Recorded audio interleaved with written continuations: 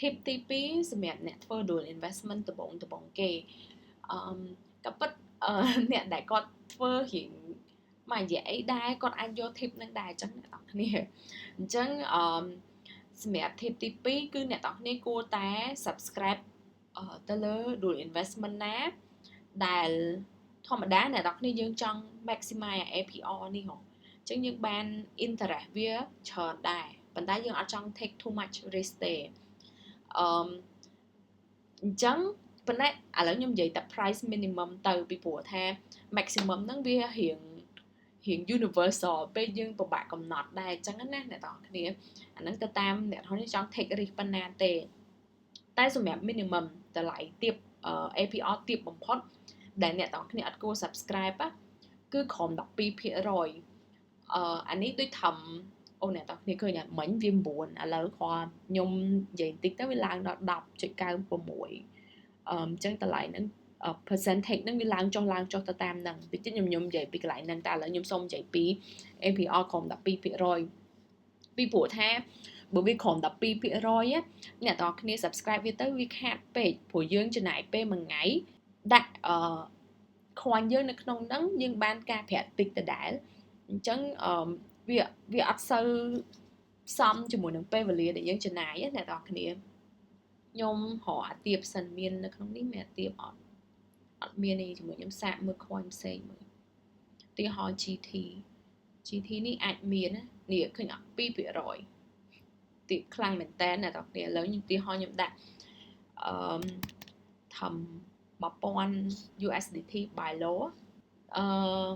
បើសិនជាវា reach អ្នកនរគ្នាឃើញអត់ interest យើងគឺបានត្រឹមតែ 0.05 ទេគឺទាបខ្លាំងមែនតើអ្នកនរគ្នាឥឡូវ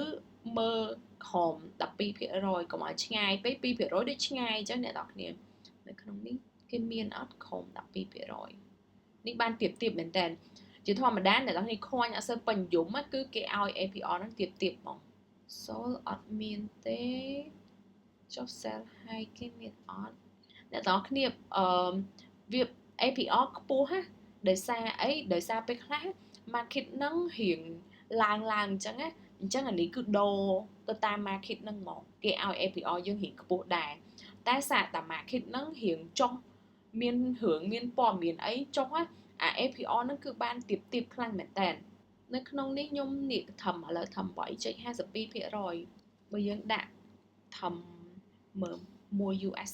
1 BTC interest អានេះដោយសារអីដោយសារតែBTC តម្លៃថ្លៃតែឥឡូវជំរឿសាកដាក់ USDT វិញមើលពួកយើងដាក់ buy low អញ្ចឹងណា buy low ធំ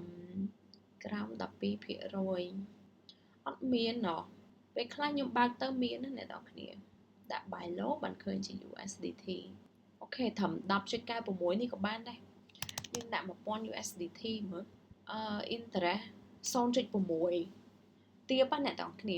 អញ្ចឹងសម្រាប់ tip ទី2នេះគឺអ្នកនរគ្នាអត់គួរ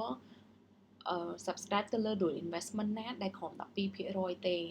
ក៏ប៉ុត around 12អីហ្នឹងក៏រៀងទាបដែរអ្នកនរគ្នាគ្រាន់ថាពេលខ្លះវាអាស្រ័យទៅលើការសម្រេចចិត្តរបស់អ្នកនរគ្នាដែរពីព្រោះបើ APR វាទាបប៉ុន្តែអ្នកនរគ្នាអាចមានឱកាសbuy low ឬមួយក៏ sell high នៅតម្លៃល្អអញ្ចឹងណាអ្នកនរគ្នាគ្រាន់ថាបើសម្រាប់ APR អ្នកនរគ្នាកុំយកទាបពេកក្រោម 12% ត្រឹម 12% អីឡើងទៅគឺវាគួរសមហើយអ្នកនរគ្នា